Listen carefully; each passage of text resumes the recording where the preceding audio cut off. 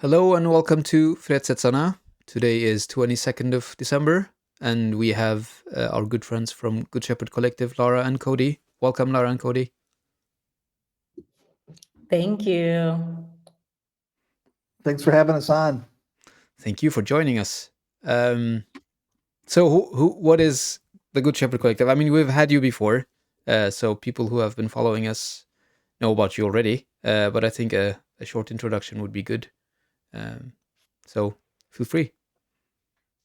Sure. So we're a small collective based here in Palestine, made up of Palestinians and internationals.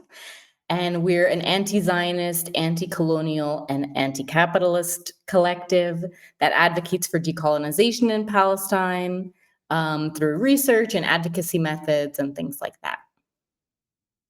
Thank you. And personally, who are you too? So Lara, we don't have your picture because because of security situations, I guess. Let's put it that way. And we always respect those. So who are you, Lara? Yeah, so I'm Lara Kilani. I'm one of the co-founders and members of the Good Shepherd Collective. I'm a Palestinian American and I grew up in the United States, but today I live in the Bethlehem area and have for a while now. Yeah, and I appreciate you taking the security concerns seriously. You put it exactly right. And I think it also means a lot and says a lot, when folks put the security of those that they're interviewing and discussing things with, as a priority. So I appreciate that a lot. Yeah, I've seen that online, like some people not respecting that, and just because they want the picture on the feed, it sounds extremely stupid. I mean, we might be stupid, but we're not that stupid. So, No, not stupid. I'm not stupid at all. well, welcome. You're super welcome. It's great to have you back. And Cody, can you introduce yourself? Sure, yeah. Yep, Cody O'Rourke. I'm American. I'm also a co-founder of the Good Shepherd Collective. We started it back in 2017, so it's coming up on 10 years here soon. Yeah, I've been following you.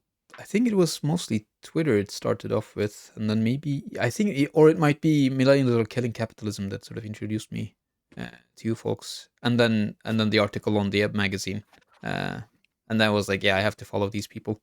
They're awesome. So it's really great to have you. So you are, as you mentioned, based in Bethlehem, West Bank, Palestine, and I mean, all our focus or most our focus is on Gaza, obviously, for obvious reasons. But it's been escalating on West Bank as well, constantly. And as people put it, like if there weren't a genocide in Gaza, it would be called just a third Intifada in West Bank, I guess. So how are things where you are and in general in West Bank? If you can give us a short situation report. Yeah. Situation on the ground. Yeah, sure. Yeah, I mean, when you look at the numbers certainly paint a very dire situation. Home demolitions continue to remain high. A couple of years ago, basically the demolitions had doubled from their historical average. This year in general, they're down a tad bit. So far this year, there's been about 550 demolition operations across the West Bank. And for the administrative demolitions, there's been well over 2,000. And those actually don't include all the demolitions in the north, in Turkelem and the Jenin refugee camps and Nor Shams. So when you put all of that together, there's like 60,000 Palestinians displaced in the West Bank, which is the most since 1967. Settler attacks are also at an all-time rate. They've of course been creeping up But again, this year has also set a new record, and that's across the board, no matter where you're getting your data from, whether you're getting your data from OCHA or you're getting data from the Wall and Settlement Committee or the Palestinian Monitoring Group. Each organization, has kind of like their own methods of how they define settler attacks, but no matter which group you look at across the board, they're up again. Yeah, and then when you look at the settlement expansion, settlement expansion has also reached an all-time high. I'm just pulling up the numbers here. Just this week, they green lighted another 19 new settlements. So for the new settlements under the Netanyahu-Smotrich government is 68. And so prior to that, over the last 55 years, there was the governments before okayed 141 settlements. So just since the Smotrich Netanyahu government from 2023 to now, the last 2 years, they account for 50% of the settlements in the West Bank. So the settlement expansion has been astronomical the last 2 years. So when we look at the situation on the ground, no matter what metric you look at, the arrows are just pointing down. Things are objectively getting worse. And of course, that also shows itself in the economic data. I think in Gaza, there's like almost 80% unemployment, which of course would be expected. In the West Bank, give me a second here. I had these numbers. I can add that you've been recently doing these data collections and publishing them as well. Yeah, I don't have it right in front of me, but for some reason I didn't write that part down. But yeah, I mean even the poverty line, they don't even talk about poverty in the West Bank or in the Gaza Strip. They're only talking about famine, which is a big deal because the poverty line that the Palestinian Authority had established is about 3,000 shekels for the month, which is about like $800, $900. So yeah, I mean, there's a large groups of people that are at and below the poverty line, also in the West Bank. I mean, just my neighbor today was asking me like, "Hey, can we get some money around for this family in Dheisheh that's having a hard time feeding their children?" And that's a routine thing that's happening here. A few years back, of course, there's always been kind of poverty here because that's just kind of like the nature of colonialism and extraction, especially in Gaza and in the West Bank. But now, there's children at all of the stoplights, begging and asking for money and help, and older people. And 3 or 4 years ago, that was certainly not the case. So this is definitely a new phenomenon. So yeah, I mean, I hate to be negative, but objectively, things are bad and worse. And so the idea that a ceasefire that was implemented a little while ago has changed the lives of Palestinians in any meaningful way, I think is a liberal kind of pipe dream, to be honest with you. Yeah, and I mean, we should add as well that the so-called ceasefire isn't really a ceasefire. The fire hasn't ceased. They've been killing, what was it, 2 children a day on average since the so-called ceasefire started. So, yeah. But how is so you mentioned that someone asked money for a family. How is the community holding up? Community solidarity, are people backing each other, or is it also degrading cumulatively?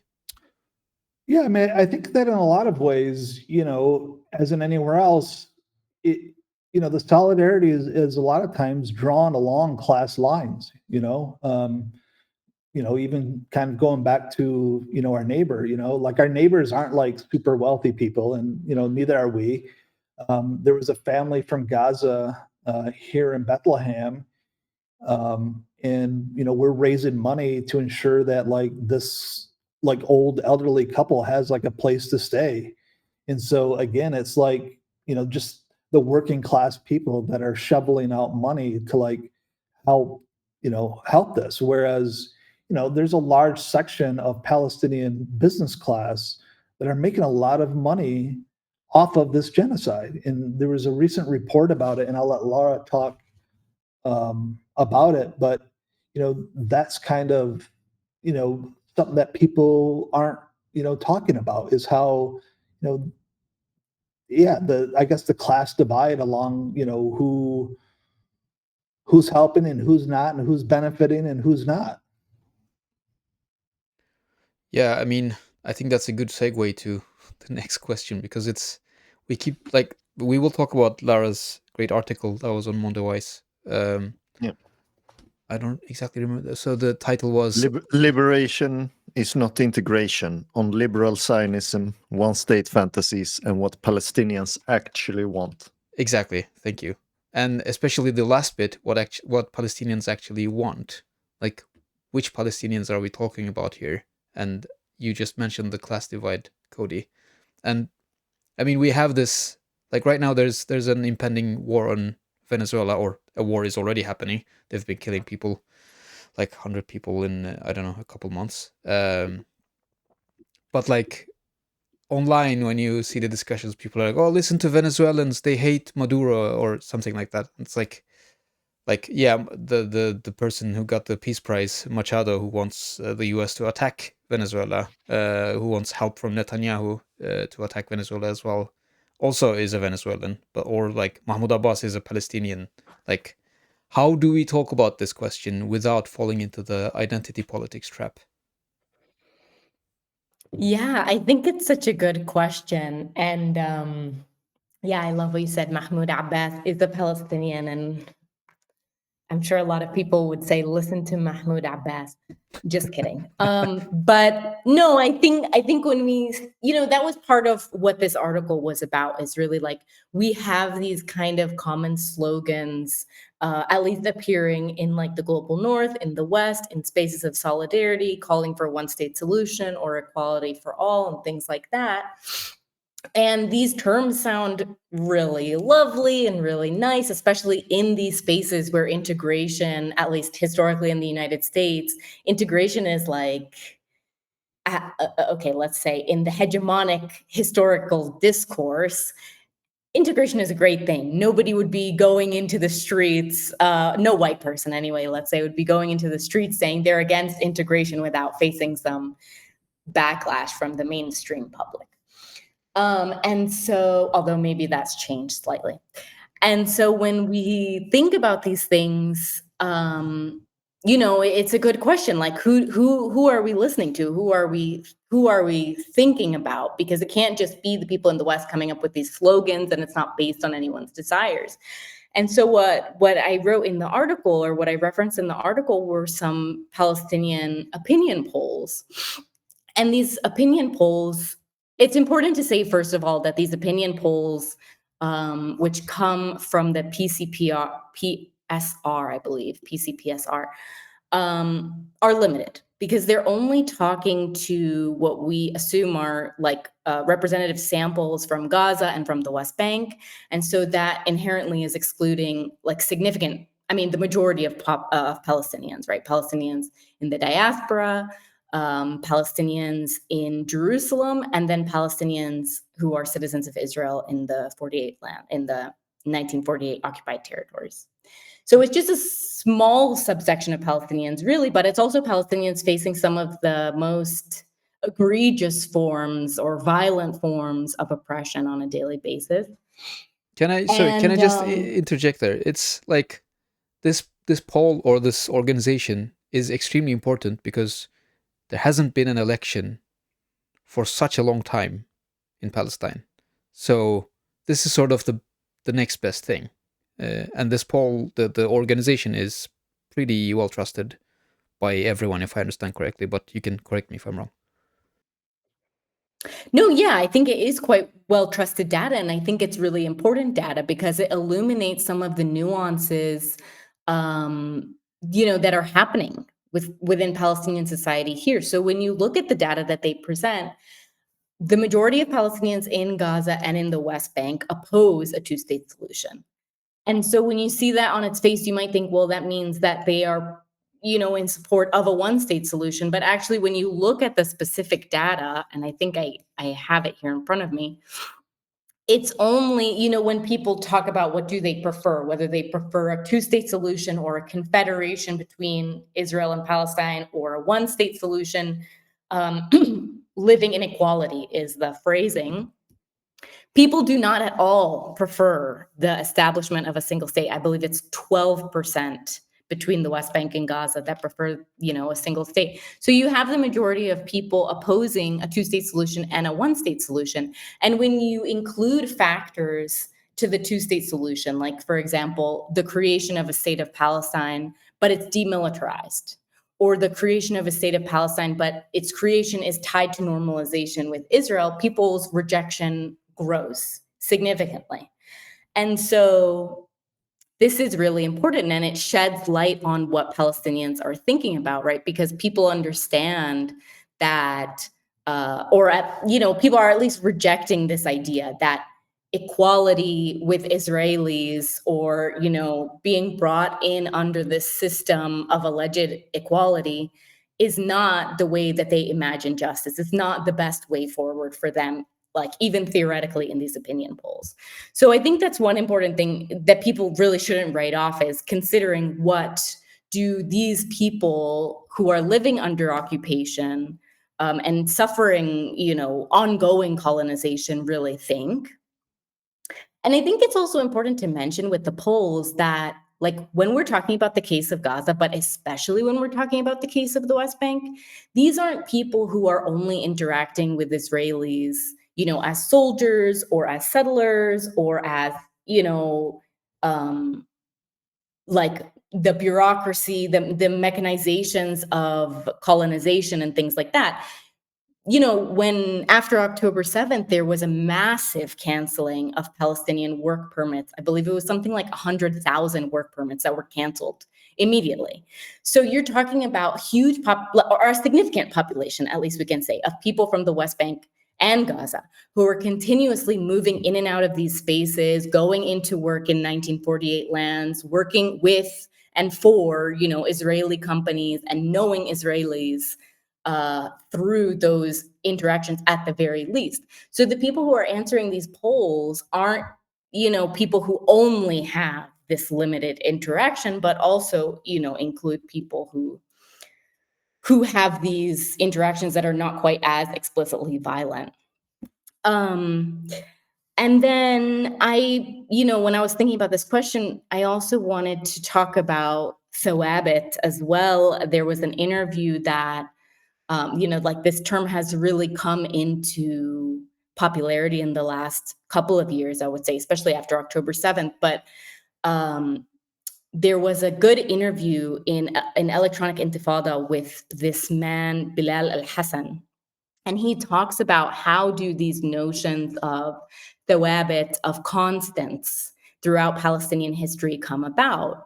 And so, there are these basic sort of agreements that Palestinians, or at least like principles that people have reasserted throughout history with the rejection of colonization and things like that. And it includes the right of return for Palestinians, for restitution and compensation, the right of resistance, the right of self-determination over the entire territory of Palestine. I mean, the territory of the British Mandate, right? So between the river and the sea. And this is also one way we can think about what do Palestinians want, is returning to these historical concepts that have come up again and again through sort of popular mobilization and popular resistance and reactions to different things. But I think also, like, embedded in your question is, who do we not listen to? And, like, whose opinions do we disregard or not place as much value upon? And I think that there are those people, right? Like, we started with listening to Mahmoud Abbas, and, he's not necessarily the example that I want to talk about, but I think that there are classes of people and individuals who do benefit, despite being Palestinians, from this system, or the current iteration of the system. And so Cody brought up this article which came out I think just a few days ago. December 11th. It's by Mada Masr, and it's called The Kings of Famine. And, like, I'll let your audience read it because it's really an article that deserves to be read in its entirety. But basically, what's so important about it is that it laid out how 5 Palestinian businesses in the West Bank, in Israel, and I believe also maybe in Egypt, were lobbying following the start of the after October 7th, the real genocidal aggression or the escalation and the beginning of the total siege on Gaza. There were aid and also commercial goods coming into Gaza. And so these 5 Palestinian businesses were lobbying the Egyptian company, Sons of Sinai, who were in charge of the securitization or the goods that were coming through the border, to be included. And so basically what happened was you had these 5 businesses who ended up coordinating with not only this company, but also with Israeli officials and Israeli NGOs in order to have their goods not only brought into Gaza, but brought into Gaza under the guise of aid.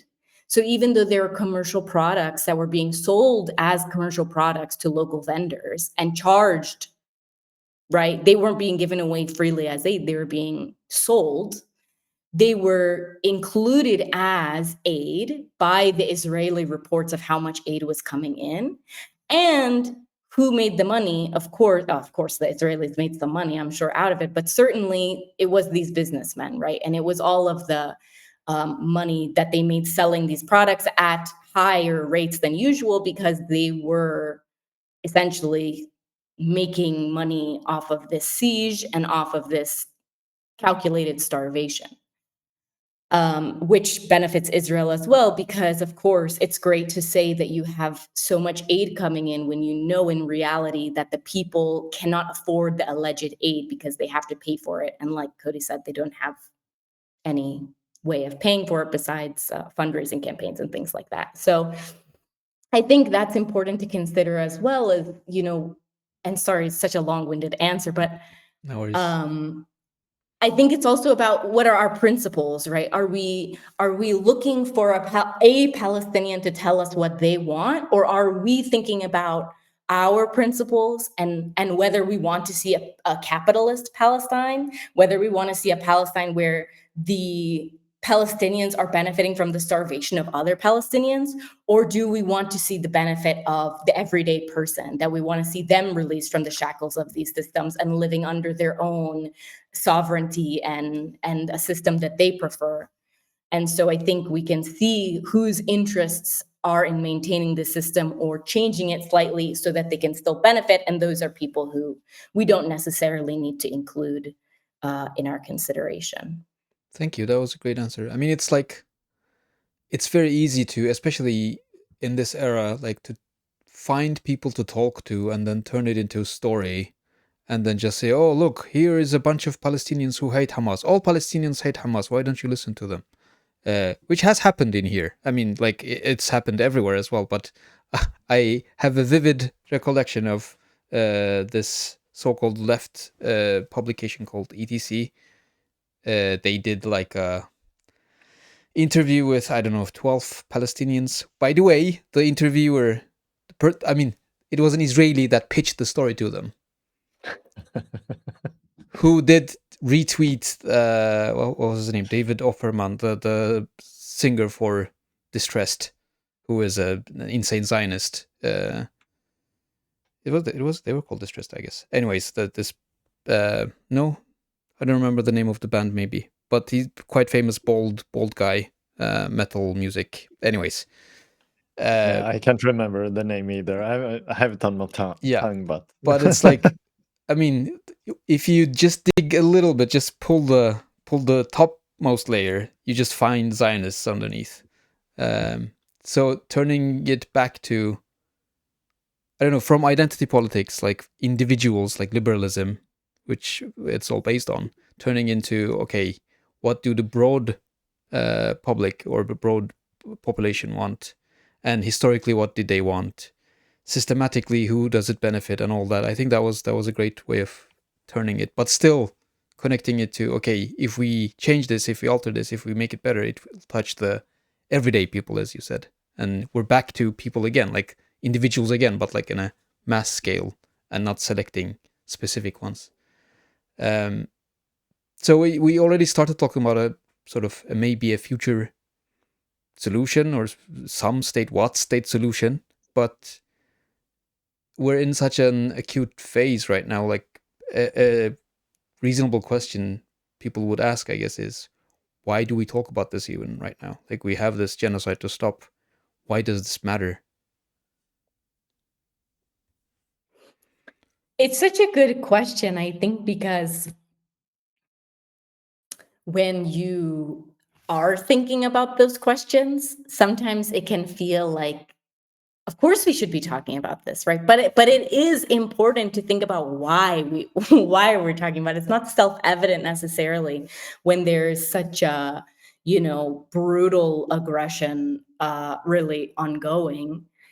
And I think there are a few reasons. I mean, I think it's essential to have a way forward, that we imagine a way forward, not only because it's important that we know what we want, right? That Palestinians know what they want, but also that people who, that those are communicated to people in solidarity who are trying to work in tandem, right? It's hard to think about what are my goals as an ally if I don't understand what the long-term goal is. What institutions do I need to be targeting, or what are my goals? I think that's really important, but I also think the way we envision the future comes through the way we understand what's going on now, right? So people are already talking about how they imagine a just future in Palestine, and that's really what sparked the article. Is for so long there have been organizations, I guess not for so long, but certainly in the last few years, there have been these organizations calling themselves anti-Zionist, especially in the United States, which then say, like, one state, equal rights for all. And that's really not enough to explain to people what you're imagining, but also it says something about the way that we understand what is currently happening, right? Because I think when we really, take seriously the level of violence that people are enduring on a daily basis at the personal hands of individuals, right? I mean, it's a system, but the system's animated by these individuals. And so when we really understand the level of violence, of settler colonialism that's ongoing, then we have to take seriously what we imagine the future to be, and how do we undo all of this infrastructure? And it can't just be through slogans, right? So I think it's important that when we talk about these things, because we are already talking about these things, that we have these conversations, because we need to understand each other. We need to understand, when you say one state solution and when I say one state solution, that I'm talking about decolonization. I'm not just talking about integrating Palestinians into the infrastructure that already exists and then saying, good luck, undoing a couple of, the most explicitly racist laws. And I think that's something that really makes a difference. I know later on we're going to talk about anti-Zionist here and elsewhere. But I think that, this is a conversation we've been having for more than a couple of years now, is like, when you say you're an anti-Zionist, do you mean you're dismantling the state? And do you mean you're dismantling all of the infrastructure outside of the state that has supported it until now? And do you mean you're also, thinking and talking about imperialism and capitalism and all of the ways that has sustained what's going on and really created this situation? Because if not, then we're not talking about the same situation, and we're certainly not imagining the same future. So I think those are important reasons, but I also think that, there is the reality.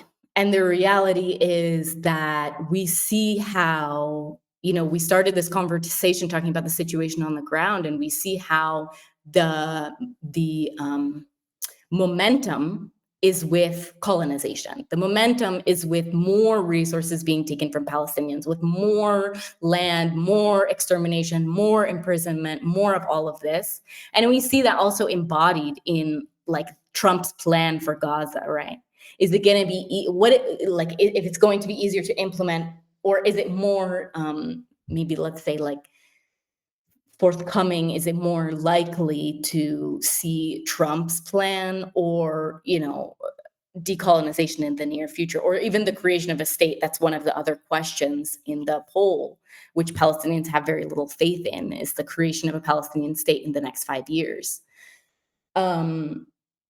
And so we see where the momentum is. And so if we want to disrupt the momentum meaningfully, if we have an attachment, if we want to be in solidarity with Palestinians, then we also need to face the reality that there's momentum to disrupt, that there are plans that have already been made that need to be disrupted.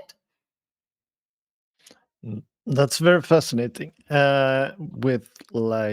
Because you talk about the situation today and like this future, the discussion of the future, but connecting it to like aid coming in, or like these profiteers of the aid, like when we only talk about a little part of decolonization, like Palestinian sovereignty or one state, that momentum that you speak of can like just recreating like the dominant part of a part of the Palestinian society, like the ones that are profiting with collaboration and such.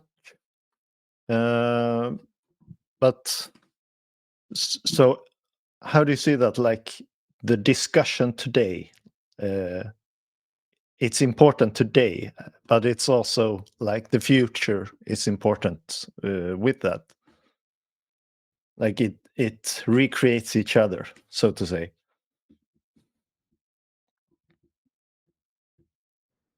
Yeah, I would definitely have to agree with that. And I think even just kind of going back to Mehmet's question of why now, like why is it important to talk about like the future in what a state here could look like? Is that in those processes of having those sort of conversations about reparations and right of return and removing the settlers, et cetera, you kind of begin to understand like who's on the side of Zionism and who is on the side of anti-Zionism. And with that, that's where you kind of can understand like how you're building power. Are you building people that are in it with you for the long run? And time again, we've seen how important it is to have your unity in principles outlined. Yeah, I mean, you could have seen it with the DSA and Zahran Mamdani. There clearly wasn't. There was a misalignment, I would say, between some of the Palestinian, organizers and people who really um, put a sincerity on trying to develop like an anti-colonial, anti-Zionist praxis and what the DSA and Mamdani, stood for. So when it came time, push come to shove, as what DSA has done in the past, they extracted the social capital, from the Palestinian movement in order to get their person elected. But then when it came time to stand on their words, then in return, the Palestinians were left to the side. And that's happened, multiple times. And you can think about Jamal Bowman or AOC or, on and on and on. The Mamdani, the most recent thing with Mamdani is it's on this continuum. And so, when you start to have these sorts of discussions, like what DSA has been having around, like, oh, are we going to be an anti-Zionist organization or not? Are we going to, then in return, like, those conversations come up, and you see fractures inside of the DSA going, like, oh, like, there's a lot of chapters that aren't supporting Mamdani and are really upset and are trying to change things. And it is important because, going back to what Lara was talking about, these organizations in the United States talking about, oh, we're an anti-Zionist organization. And if you are an anti-Zionist organization, that means that you are against the things that work together to make Zionism, which of course is capitalism, imperialism, and settler colonialism. And so what we have found is, organizations like Jewish Voice for Peace. So, for example, Jewish Voice for Peace New York, their most prominent chapter, their mission statement says that JVP, is about guaranteeing the security and self-determination for Israelis and Palestinians. That's that? Zionism. I mean, there's no sort of running around it. That's just textbook Zionism, isn't it? Yeah, very much so. Any of these frameworks that kind of couch settler colonialism in this framework of securing, the rights of the settlers on the land, of course, is colonialism. And so, there's a part of it where it's like, that's not necessarily surprising that an entity inside of this kind of this liberal, charitable philanthropy network would have that sort of political position. But I think what is discouraging and alarming for a lot of folks is when you have Palestinians in the diaspora that co-organize with these NGOs like Jewish Voice for Peace and give them legitimacy.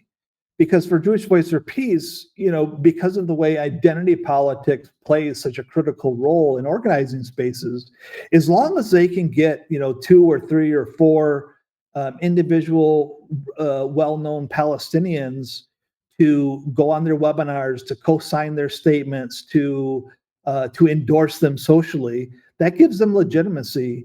And with that legitimacy, they have a certain force with their political ideology. So then in return, like, you create this situation where they call themselves anti-Zionists, and other people will allow them to say that in public spaces. So then in return, self-determination for Israelis isn't a red flag for a lot of people. Cody, do you also think that that also strengthens, like, the Jewish view, like Jews in America would be like that we ask them before we ask the Palestinians what do they want? Like, Yeah, the exactly. Palestinian voice gets like secondary Exactly. in that. I mean, like, again, not without being trapped in identity politics, but like, they take an insane amount of space and insane amount of money, like, percentage wise, at least. Like, all the, like, I don't know, the number I saw was they, and I'm talking about Jewish Voice for Peace now. I think they did sort of invested back the donations of $11 million of donations back to the organization.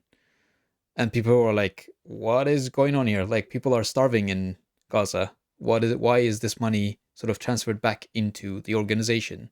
And what is the organization doing actually for Palestinians?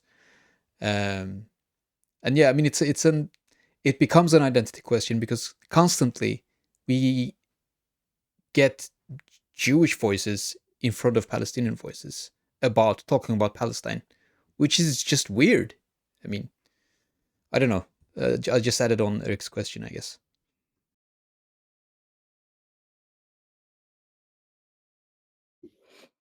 Yeah, Cody, I wasn't sure if you wanted to respond, because I know Eric asked you specifically, but I mean, I think, do you want to respond, Lara. or do No, you want? you can- No, I think your observations are exactly correct, that I think oftentimes, well, I think it's a lot of things, right? I mean, other people smarter than me and more invested in this conversation about Judaism, and also more educated on the subject, have been talking about these deep and maybe irrevocable connections between Jewish communities, especially in the United States, but not only, with Zionism. And so, of course, you're going to have, like, of course, Jewish people in the United States are going to be interested in the opinions of Israelis, I think, before Palestinians, who have been thoroughly dehumanized. But of course, also outside of those spaces, right? I think, I don't know the numbers, but more people in the world who are Zionists, or who identify as Zionists, or who peddle Zionism, are not Jewish, right? And so there you have a whole other group of people who are more invested in Israeli conceptions, and also Jewish conceptions. But I think this is something I feel like I'm jumping ahead a bit, because I prepared for another question, but I think that, you know, shortly after October 7th, we co-published a piece with M. Cohen, who's a writer in the United States, a Jewish writer, and it was about, like, Jewish solidarity with Palestine, and I think part of Jewish anti-Zionist solidarity with Palestine, and I think part of where some of the things, that were really building, that led us to wanting to publish that, was about seeing people really centering themselves and their identity over Palestinians, which, having grown up myself as a Palestinian in the United States, this is such a familiar refrain. Like, it's such, even speaking with my own parents, they were celebrating that, a Palestinian would get interviewed at a protest, and a Jewish person from JVP would get interviewed. And yeah, consistently the Palestinian's interview would be completely excised from the, what was shown on the news at night. And the Jewish person maybe would get a few seconds to talk.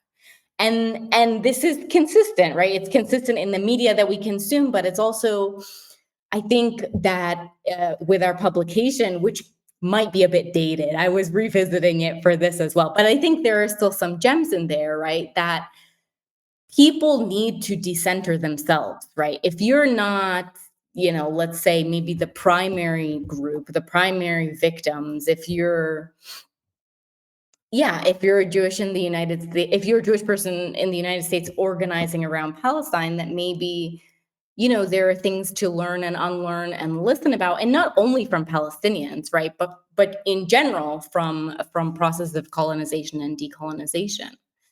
And so I think that was one of the things that we were really reacting to, is seeing how there was a significant mobilization in public from organizations like Jewish Voice for Peace, and If Not Now, but I'm not sure if I remember exactly what their t-shirt said, but it was something like Jews for a ceasefire, or, not in my name, or things like that, which really continues to redirect the attention towards them, right? We're watching people be, having their children massacred in front of them.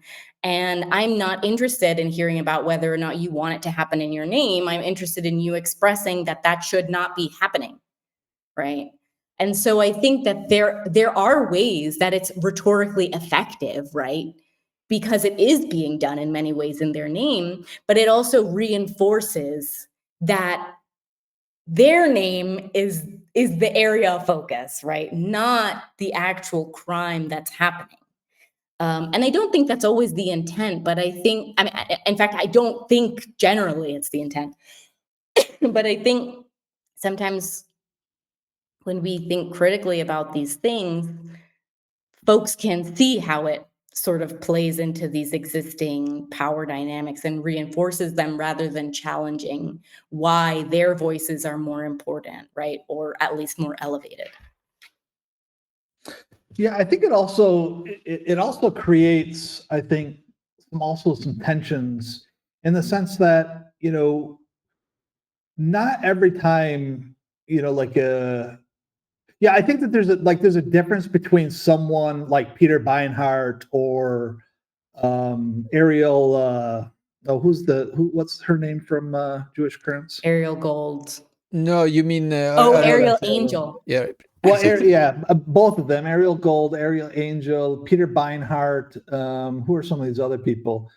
For them, they're people who are centering themselves, to build a brand, to monetize themselves, to capture space within inside of the movement.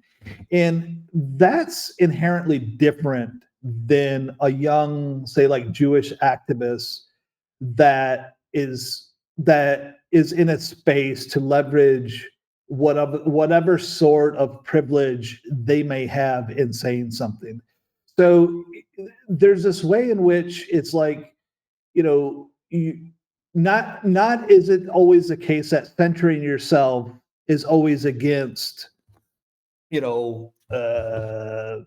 Palestinian liberation or concepts of solidarity, that there are these ways in which, who's doing it and what is the intent and what is the context, because you can also see ways in which and this kind of goes back to the politics, that people can muzzle, like even anti-Zionist Jewish folks, because they have more of a radical type of, no, I want to say radical, more of a principled type understanding of what the future is. And then people will go, well, you're not Palestinian, so who are you to speak? Right. So it's kind of this argument that we have to be careful that we're not creating it so it cuts both ways and completely, destroys the thing of which we're trying to build. Yeah, I think if I can just add to that, just to clarify, and for your audience, this is my first interview in a little while, so I apologize if my points, could use some sharpness. But I think to clarify with the point that I was making about JVP is that these shirts and the centering felt like part of a larger sort of mechanism of centering the focus on this particular group and this particular group's vision, rather than necessarily mobilizing in a meaningful way, right? We saw all of the sort of prepare, or I'm not sure what the exact word is, like mass arrests that happened, but sort of didn't challenge materially any element of what was happening. And so I agree with Cody's point that I think, you have to look at the person who's doing it and the intent in which they're doing it. But since we already brought up JVP and how much money they made in the aftermath of October 7th, we can see how some of these more symbolic campaigns that put the focus back on the identity, the religious or ethnic identity of the organization, led to material gains for them without really challenging the mechanisms of genocide. Yeah, by the way, you're doing great, Lara, so don't worry about it. I should say I did donate to JVP a while ago, like before the start of the. I see that you're looking. You didn't like that, Lara.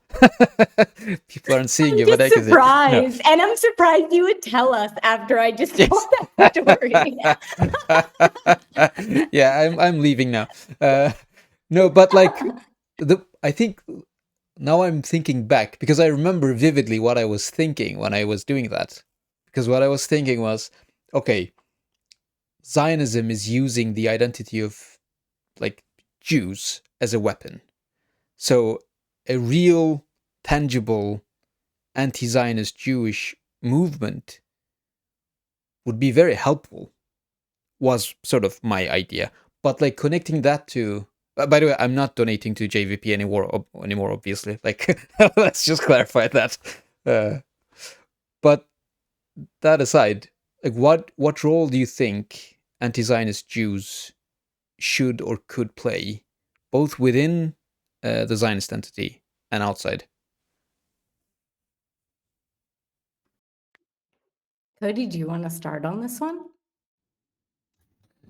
Yeah, I mean, I think first thing it's, and I know this we're kind of can feel like it's backtracking, but I think a lot of it just can kind of even just get back to helping us, get on the same page of what we mean by anti-Zionism and decolonization and what that, and what that future looks like. Because so often when you reframe, because I think for a lot of people understand Zionism as, as like a form of like religion, as like a subsection of like Judaism, as opposed to like this project of settler colonialism. And so I think a lot of ways of like redefining it and like decoupling it from Judaism, into like, into like these structures of like capitalist accumulation and these sorts of things is really important and isn't discussed enough. And it really is about delinking it also from identity politics in order to make room for other people who have experienced, colonialism, imperialism, exploitation, et cetera, et cetera. So I think it really is a kind of almost like getting back to that starting point. And so, when we even think about what we understand anti-Zionism to be, and for folks that go, well, what about the anti-Zionist, Israelis? And I don't say this, for the shock value or to be facetious or whatever, but I've been working here, for 20 years. And I don't know which Israelis I would say, yes, this is someone that I would consider being an anti-Zionist Israeli. And yeah, and people can say, oh, well, that that says more about you than what the Israeli state is. But when you look at it, and you even look at these people like these Israelis that are part of these one state solutions, and when you really undig and you look at the political program that they're charting out, they're still charting out a program in which the program secures the rights of the Israelis on to the land. And so that therefore is a Zionist type of position. And so I know that we're kind of getting ahead, but one of the things that people had brought up and continue to bring up around, what the future can look like in decolonization and should the settlers leave, for example.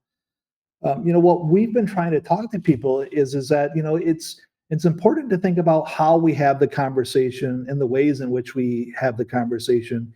So like for a couple of things, like, like one thing we say, like, we should even have access, to the data, how many Israelis, live here, have dual passports, how many have come in the last 6 months, how many have come in the last 2 years, how many come in the last 10 years, how many Israelis actually live here, that are actually descendants from the Israelis who lived here, prior to 1918, for example. Right? Like in order for us to really have these conversations and have kind of more of these more fleshed out ideas of what the future could look like, part of it has to be a release of the data, so we can look at it systematically. But I think that there's also, another piece in which, we also don't want to be painted as fanatics by simply going, hey, look at you know, it shouldn't be a radical position. We shouldn't be painted as radicals to be like, let's talk about how and in what ways are settlers removed and decoupled from the land and from the political economy. Mehmet, look at, the Israeli left are routinely advocating for the dismantlement of settlements in the West Bank. Israeli Zionists themselves that are in the government are not all the time, but do in fact go out and dismantle these hilltop settlements and taking them off the land. So it's this thing in which Israeli Zionists themselves can actually forcefully remove settlers from the land, but they're not considered radicals. But if we, as people who are part of this anti-colonial movement, even go, let's have a conversation about removing the settlements, not even physically doing it, we're considered radical and out of place. But if the Israeli government and the Israeli left are campaigning that, they're considered as heroes, right? So we're also kind of going, we have to reject this hypocrisy in which this group is allowed to talk about it in their ways, in ways in which fits their political agenda, and actually enforce the removal. But if we just simply write a piece in Mondoweiss, we're considered heretics. Cody, don't forget that they are the chosen people. Yeah. I mean, that's it's an illusion that somehow the entire West has bought somehow. It's weird. I mean, I don't want to derail the topic, but sometimes I think, is it because they do believe they are exceptional, like the Jews are, or the Israelis, the Zionists are exceptional? I know that I'm sort of conflating everything together, but that's how they do it. It's not my fault. But at the same time, is it because the underclass here is the Palestinians? There are too much identity politics involved in the back of the people's head, I guess. But yeah, as I said, I don't want to derail the whole conversation. But about this being radical or being on the fringe, we are on the fringe. Let's be honest. I mean, the topic we are discussing and the way we are discussing it is on the fringe. But I think our duty, at least that's what we are trying to do, is to popularize it, because these ideas are needed, and especially during these times of turbulence and change, people do look for new ideas, and then if these ideas aren't popularized, something else will. And then, for example, this liberal idea of integration will be sold to people, and then that will work instead of something else. So I think, or America First anti-Zionism will take the spotlight and shove it down their pipeline. Yeah, unfortunately. No, I think that's true, but I just want to say two things. I mean, I think the importance of talking about these things as well is that I think there are a lot of people who are invested in Palestine, people who have spent a while watching what's happening from wherever they are in the world. I think when you raise these conversations, about everything that we've touched on until now, not just the article, I think sometimes it speaks to something that people might not have had the words for until they read it. Because I think, when my friend, so in the piece, I started off by saying my friend made a comment while we were leaving the market in Bethlehem one day. And she basically says she can't believe that the international left is coalescing around this idea because she hates the idea of Bethlehem changing through a one state. And when she said that, it really spoke to some suppressed feelings that I had inside, And so I think, and that happens all the time, for me at least, when I read all kinds of things. And so I think that's part of it. And I also want to say that I think globally, we're not really fringe, right? Because for people who have been through colonization, which is a significant population of the world, I don't think that these conversations about what decolonization needs to look like, or these conceptions of a world where you're not living with someone who has, stolen your land and killed your family and imprisoned the rest of them, and and kept you in a refugee camp or a concentration camp, or what have you, for decades and decades. I don't think that this is a radical position or a fringe position among really the global majority who has been through the violence, or experienced the violence of some of these systems, even if it's not Zionism, right? And in some cases it's not necessarily Zionism, but it's through mutual cooperation, right? Of exchange programs where they're teaching police, or all kinds of figures of suppression. So yeah, I think that's important to remember, because I think so often, like Cody said, like, it does get to you, right? When you are in this situation and you're suggesting something that really isn't radical, has happened before, and we haven't had an opinion poll, as far as I know, on Palestinian opinion about that. But if we did, I would really be intrigued to know where people would fall, and where would they fall in terms of the practicality of, do they want to see that, whether, or if they prefer it in principle, but don't want to see it actually enacted. So yeah, I think it's important to remember that, because I think it also fortifies us as we're raising these difficult questions. I was just, what you mentioned, the polls, that this isn't asked to Palestinians, but it's so insane. When you turn the tables, these questions are constantly asked to Israelis. Like, oh, do you think we should annihilate the entire Gaza Strip? Like, yeah, we should. Like, 90% says. I mean, it's so weird. I don't know what to say other than it's just so weird. These questions are actually asked to Israelis when you turn the table, but never asked to Palestinians who have their lands stolen from them, have been under subjugation for 100+ years, have been under colonization for 100, almost 150 years. But they don't get to answer that question. It's so weird. No, but I think just kind of going back to this thing, what Lara had said is, asking these questions to see where people fall, and asking these questions to see where people fall is really important. And I think that one of the things that I've learned here over the years is that it's not important.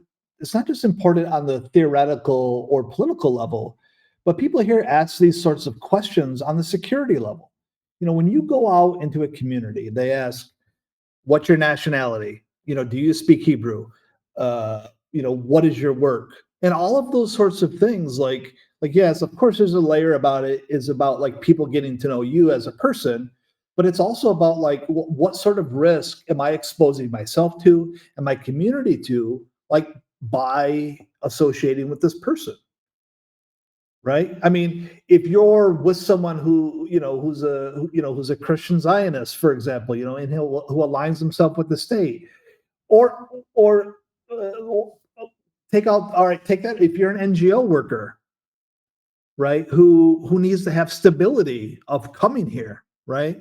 Like, there's certain things that you're going to say in front of them and certain things you're not going to say in front of them, because they're going to keep their job over you, for example. Right.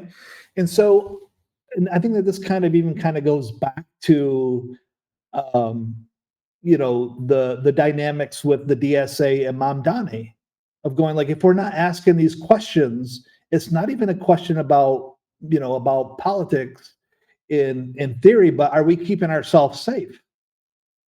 And I think that when you look at what happened with the DSA, routinely we see that by like not asking these sorts of questions and not finding mechanisms of like accountability, we're actually not keeping ourselves safe as well. We're allowing to keep ourselves vulnerable. I think you mentioned this in the previous interview as well, that trust is such an important sort of pillar when you're building an organization or when you're organizing together. And it's part of it as well. This is part of it. Like, if you don't have the same understanding and same sort of contradictions, then you know that at the end of the day you might get backstabbed.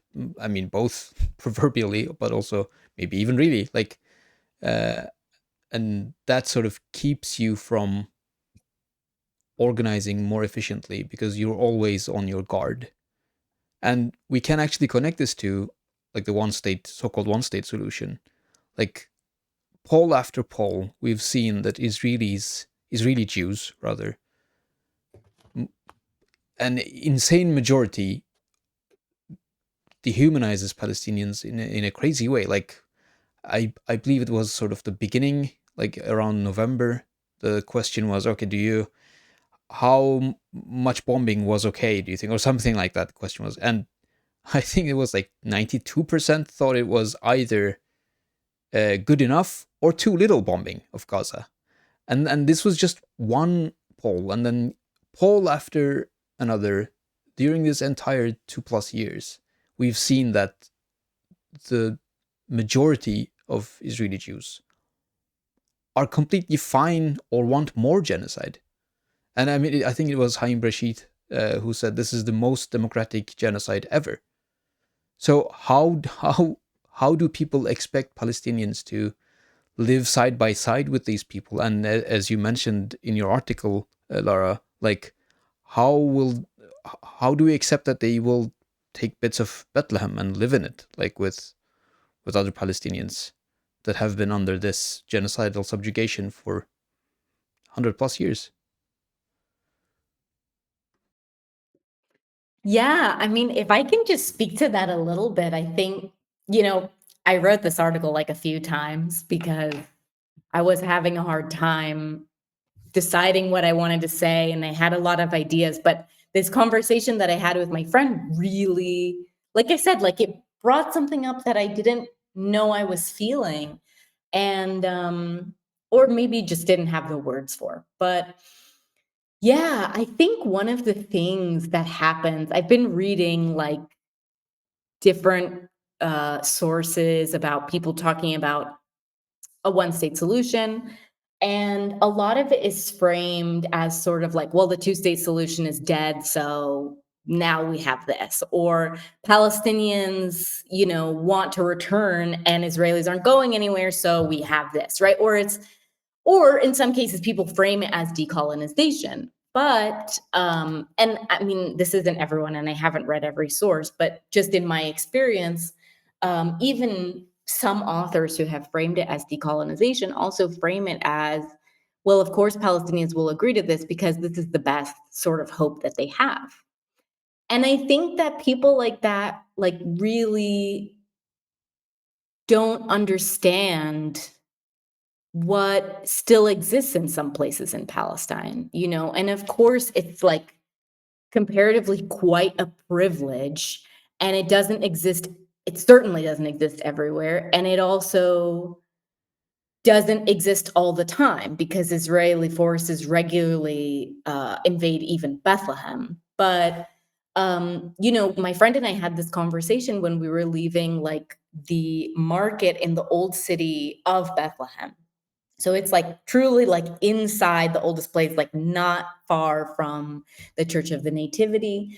And it's a weekly, I mean, it's not just on the weekends, but on the weekends, people come from all over Bethlehem, like many of the villages around Bethlehem, like Al-Walaje, Batir, Al-Khadr, like many of the villages around Bethlehem. But as far as Hebron, so people are coming and bringing their wares and, their produce that they're making from their own farms and selling it on the street. And it's not only Palestinian produce. Of course, Israeli produce has like flooded the market.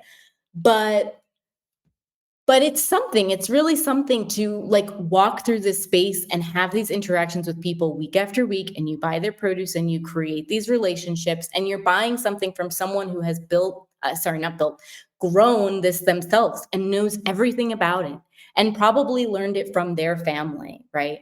And also you're supporting them in a way of preserving their land through cultivation, right?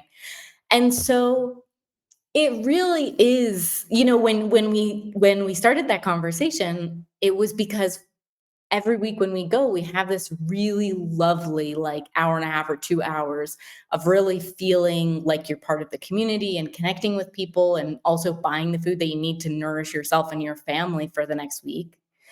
Um, and learning about where it comes from. And then it's very easy to imagine, a one state situation where there are Israelis like moving into Bethlehem and certainly going to the market. And I think it's really hard, especially after the last 2 years, to imagine the transformation of that space in that way. And it's also not hard to imagine because it happens in some cases, right? Like in the past, there have been, when there are like Christmas celebrations or whatever, this was in the first draft of the article, but didn't make it to the final cut, that, like Jewish Zionists or maybe even Israelis, I can't attest to that, would come to observe and then write about it. And that's hard, right? That's hard to, for me, I mean, not for them, for, to see somebody observing this space that you love and often mischaracterizing it. I mean, people in the past came to Bethlehem and saw these celebrations. I mean, celebrations that people prepare the whole year for, and then say, oh, it's so sad to see the state of Bethlehem. So it's also just a complete misapprehension of what's even happening in the space. But it does happen. So when we had that conversation, it was really difficult to think about what she was saying and really grasp it and imagine it, honestly. And so that was like the personal behind what really instigated me to write this, because I think that that's kind of the direction, at least of these, even like of the best Palestine solidarity, I'm using like air quotes, visions of the future where they talk about equal rights. Well, equal rights means integration. And do Palestinians want integration? I mean, the polls say no. And also on a personal level, there has been a transformation of the culture and the society, right? There's certainly been a transformation of the land. And I think that people have a lot of nostalgia and grief for some of this loss. I mean, certainly. So imagining more of it, and not just imagining, like witnessing, as I wrote about in the piece, like we are watching land in Palestine be taken away. So, and in Gaza, which is, I'll be brief, but also as I was writing about it and writing about the space of the market, I was thinking about all of the places in Gaza that have, I'm sure, comparable, experiences or feelings, or people have this same kind of deep connection to, that have been reduced to rubble. So yeah. It's very interesting. You talk about the market and just the connection with other Palestinians who have like traveled there, and you mentioned in the article like the conserving or sustaining the way of life, a Palestinian way of life or a cultural fabric. And this like just connection with other people on the ground. Like talking about decolonization with integration or like just everything ending up on the market, so to say, and then you would have poor people and rich people, and that divide would still like separate the people and destroy culture from another viewpoint. Which is similar to what happened in South Africa, I guess. Yeah. I mean, it's a solution people keep referencing to. Oh, the South African Truth and Reconciliation. Oh, it was great. Look, they ended apartheid in a couple years or something like that. But it didn't work. I mean, plus what's happened in Gaza and what's happened in Palestine is incomparable. It's not a good comparison. I mean, a better comparison would be probably Algeria. I mean, and there the settlers left. And as you sort of wrote in your question, Eric, beforehand, like they left because they didn't want to be non-supreme. They want to be supreme over the Algerians. Yeah, but I also think like as we see Israel, like it is not a self-sustaining state. It is dependent on like these grants and these weapons, and it's like this inflated, like Tumor. yeah, yeah, sure, a bubble, or it's. I don't see if you like decolonize Palestine, like everything else would. I think like many of the Israelis who are benefiting from colonizing, they would simply leave, and we have seen people leave when, uh, like after October 7th, and everything is so interconnected that I can't really see like, oh, we decolonize, but everything is the same. No, everything has to turn completely upside down because the Zionist state is not sustainable. It's dependent on colonization and new settlers and funds from these states and institutions, and yeah, it makes it hard to imagine what decolonization looks like, but also makes the discussion so much more important. Yeah, and also, but I mean, one thing I'd like to add there is that yes, I agree that most of them probably would leave, but that probably is a risk that I wouldn't like to take. I mean, so that's why I think it's extremely important to actually formalize these things, or at least have very good understanding of what we mean by a free Palestine. And with that, I can turn that into a question to you. What do you mean when you say free Palestine?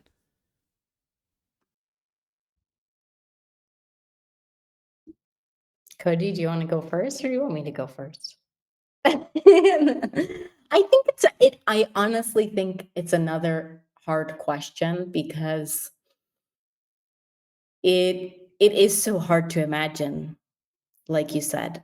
And also because I think that for many of us, like myself, who were born, long after the start of Zionist colonization, and who have learned from the stories of our families and, from scholars and oral histories and all kinds of things like that. Yeah, you have this like nostalgic longing for a past that is gone.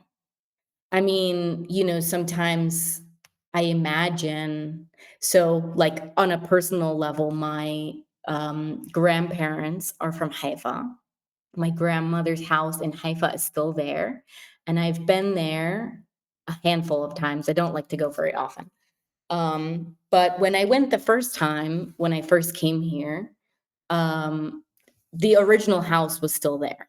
The front of the house was being rented and like used for a flea market, but the house itself was still there. There was a Palestinian Christian guy next door who he wasn't the owner. The owners are Jewish Israelis, but he had the keys. So he was like using it for storage. So he let us in, and it was unbelievable because I got to see my grandmother's house, which I never imagined being able to do, like I think so many Palestinians in exile. But since I first went, Haifa has been like really the target of, especially that part of Haifa has been the target of a like major gentrification project, and a lot of these buildings have been refurbished, we can say, or like massively, massively changed.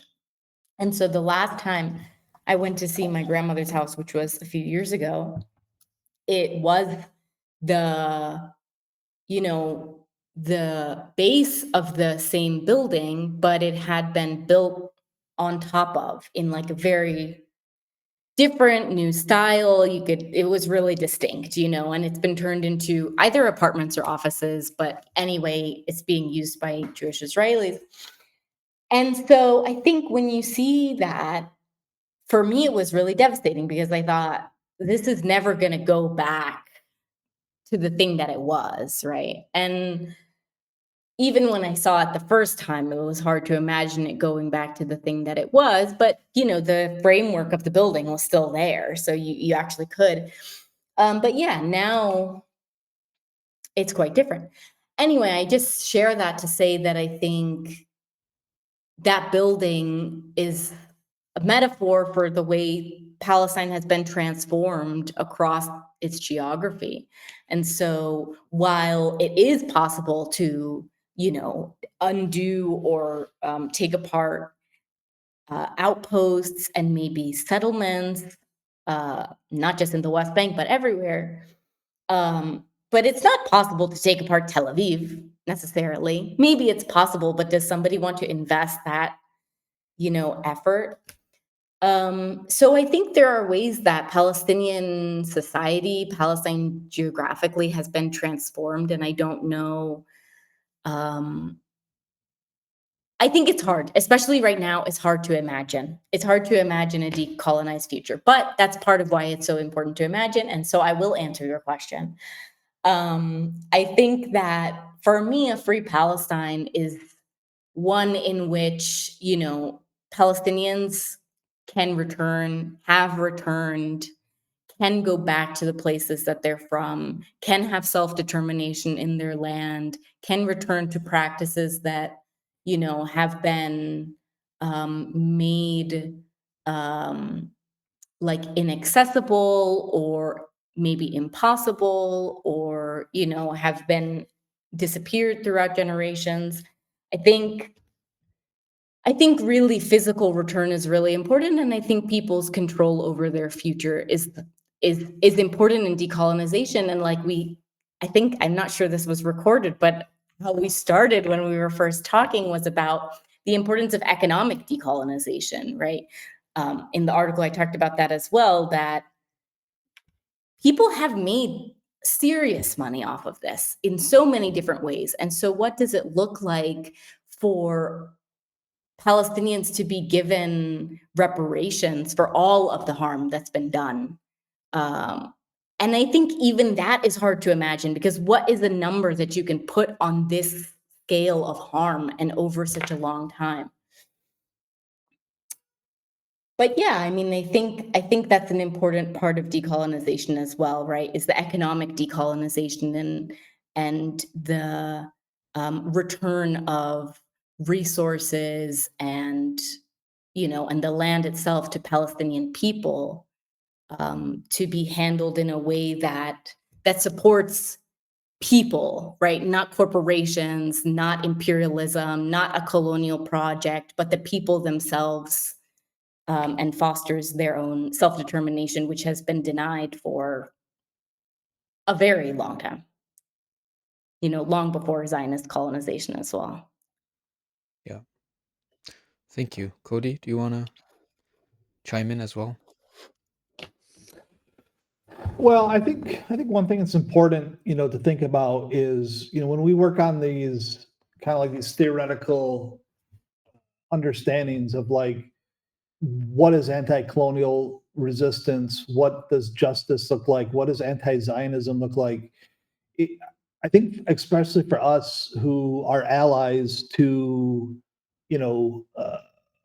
the folks in Palestine and out of Palestine who, who have a right to be on the land and a right to pursue justice, that yeah, that we don't boil down our politics, that we're the ones that, because we don't have nothing to lose in a sense, of being an organization or our careers, we're not really in a position to really compromise because, yeah, like, if we compromise on our politics, it's it's the Palestinian refugees who still have homes here that lose out, and they're the ones that are losing out on all the things that come with it. What, like, going back to Lara's grandma's house. When we think about, families and the ability to, yeah, to like even pass down wealth. Like that house there in Haifa is probably worth like several $1 million. So that family, not their ability to get that house back, that has like real ripple effects of whether or not, like, cousins can get married or people can go to school or medical bills are paid or people are taken care of. And there's millions of Palestinians in the diaspora that, yeah, whose futures are really contingent on our political understanding of what justice is. Right. And so if we bend on that, like, it has real material impacts for all the people around us. And so what we see is people making those sort of compromises for this political expediency. So, oh, we'll work with Jewish Voice for Peace, or we'll work with the DSA and compromise on these principles. Well, then in return, you're throwing out, the people that you purport to be in solidarity with. Right. And I think that that's something that we have to fight back against. And it's in a lot of ways, what we're asking for, and what Palestinians are asking for, it isn't insane and it isn't radical, and it's what people across history have asked for. Yeah, thank you. We are at almost 1.5 hour mark. Maybe we should start rounding it off. But I think it would be good to talk a bit about more practical aspects. Like, what would you want people to do? Those who listen and think like, yeah, I'm fired up. I should go do something. What do I do? Yeah, and when we are talking to people in our societies, like these subjects we have been discussing, like a lot of questions are really hard to answer to like other people in Sweden or wherever we are, yeah. How do we get your perspective to go through us? Yeah, I mean, I think there are a lot of things people can do, but I think it requires creativity and it requires, a commitment. Um, Going back to that piece we had written on like anti-Zionist Jewish solidarity, one of the things we had said was there are anti-Zionist communities or organizations where you exist and you should find them and plug into them. But I think that, really thinking about what Cody's saying, I think that that was a true statement, but also maybe a little bit misguided, right? Because there are organizations that can exist in your area that say they're anti-Zionist, but in practice aren't necessarily. So I think there are a lot of things people can do, beginning with honing their own set of principles around, what is right and what is just. And I think, as Cody said, it is simple, right?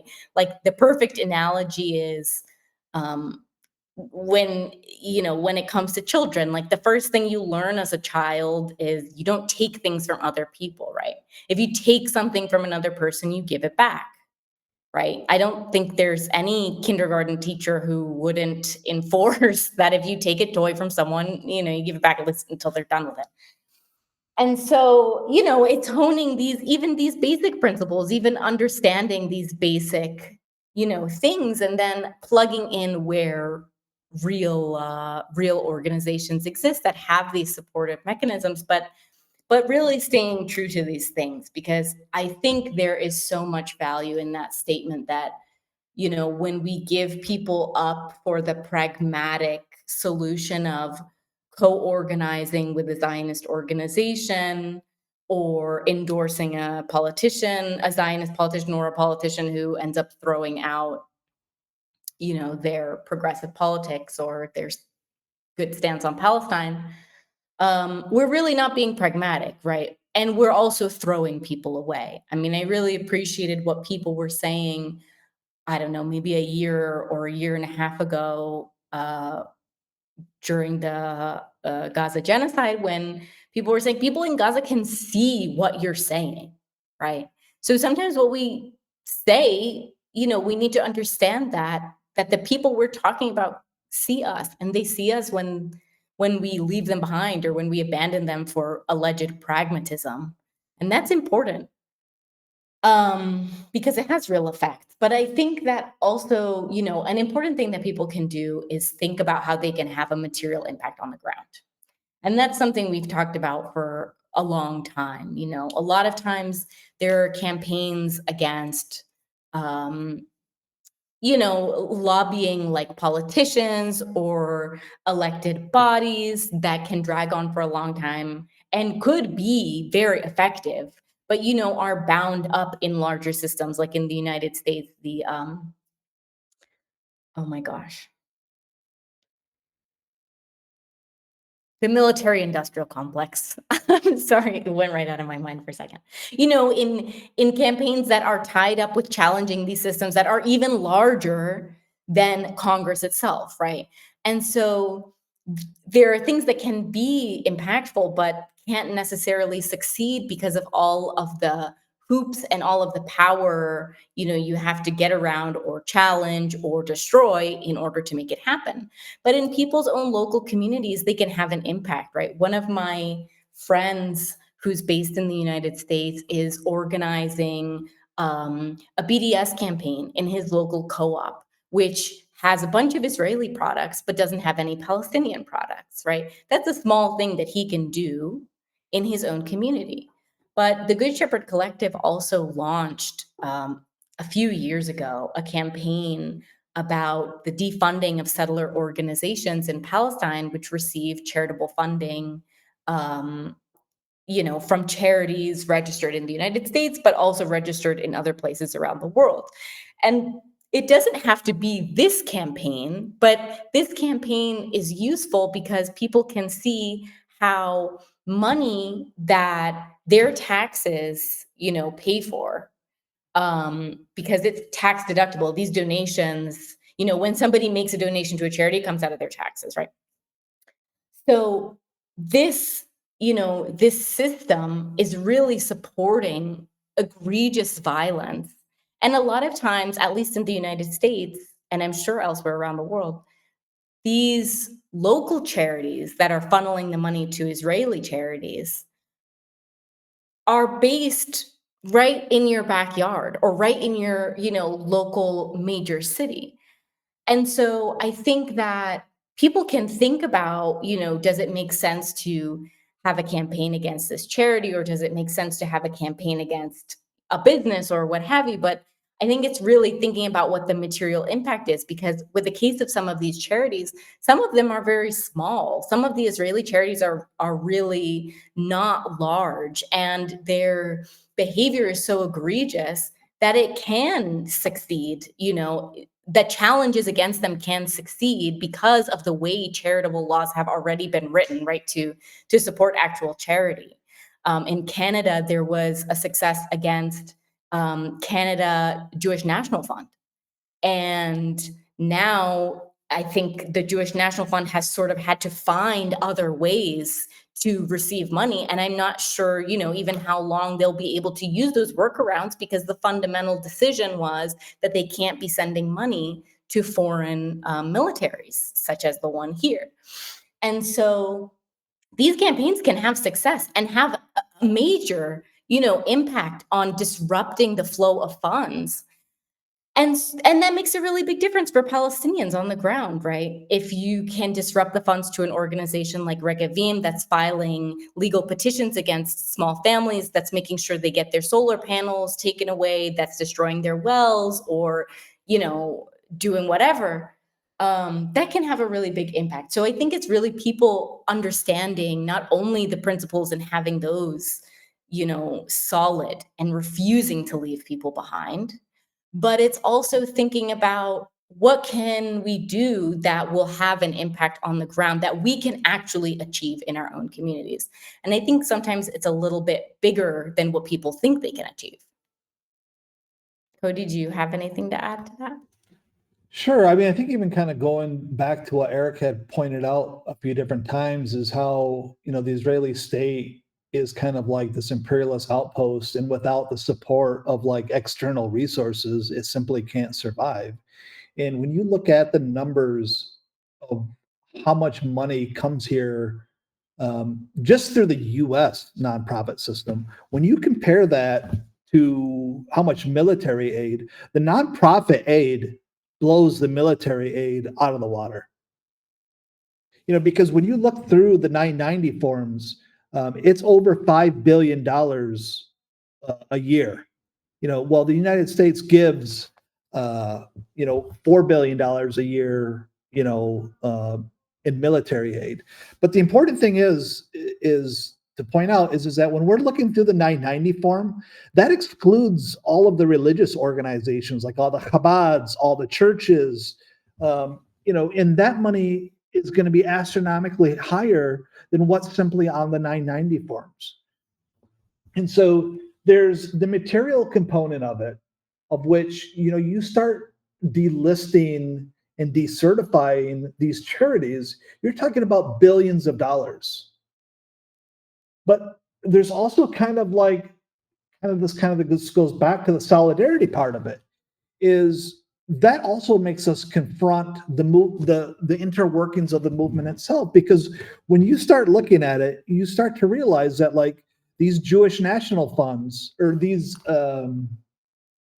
Jewish federations. Yeah, these Jewish federations, like a lot of times, like they're not only sponsoring Jewish currents, which kind of like frame themselves as being like this pro-Palestinian human rights, nominally, liberal Zionist type outlet.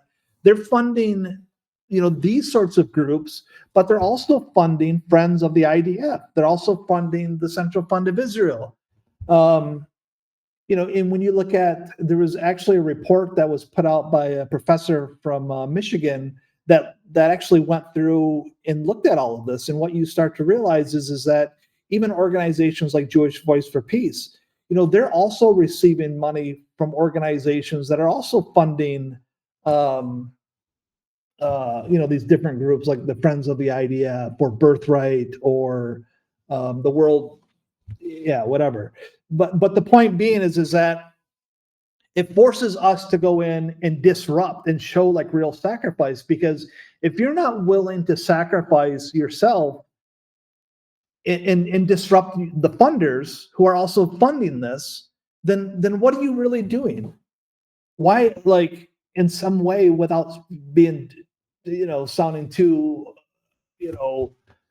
radical, it's like, what are you even doing this for? Why do you exist?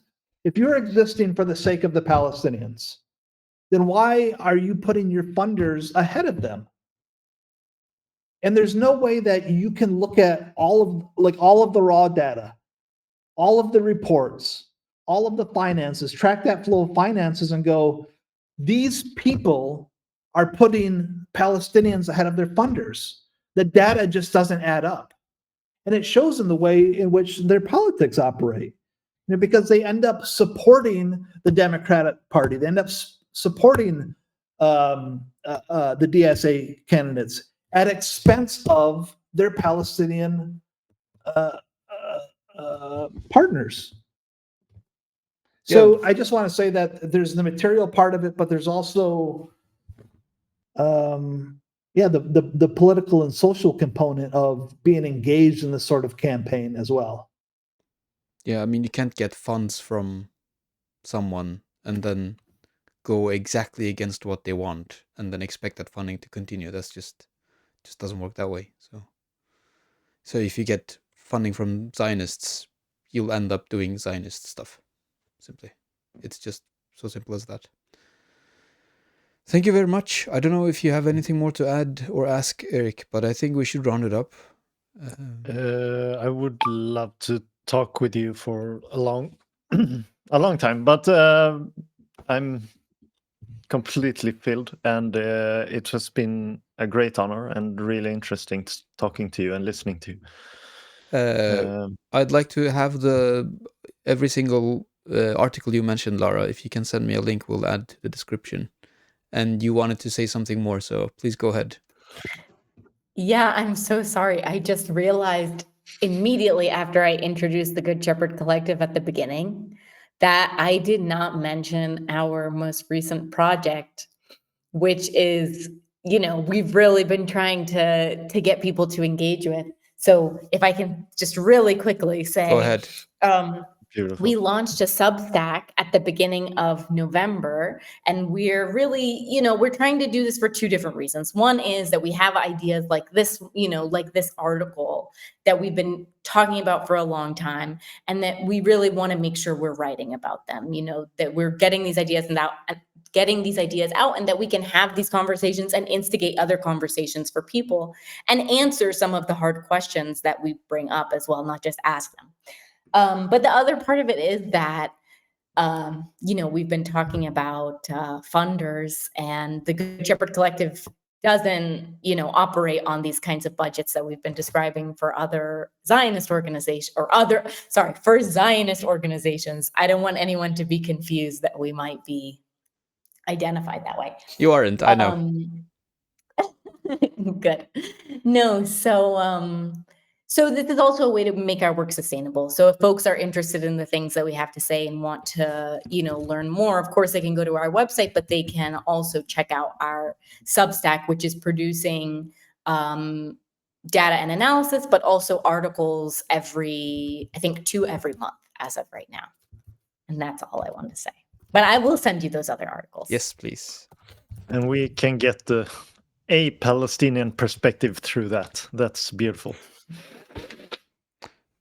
Thanks for having us again. Thank you very much for joining us. Thank you guys so much. This was great. So, as we say at the end of every show, support Palestine and Palestinians, especially in Gaza, by donating to the Samir Project or Lifeline for Gaza. And for more intellectual stuff, support Good Shepherd Collective. It's not just intellectual stuff that you do. You do also other important activity. So we'll have your link up as well in the descriptions. You say that at the end of every podcast? Which one? Support the Good Shepherd Collective? No. That's only for this one. No. I was gonna say, wow. No, it's the Samir Project and Lifeline for Gaza. But I'm just kidding. That's what I thought, but I had to check. For a tiny commission, we can do that. No, I'm kidding. No, never. That's not what we do here. This is hard work. Yeah. No. Thank you very much, and be safe. Talk to you later. Bye. Thank you guys so much. Bye. Bye. Bye.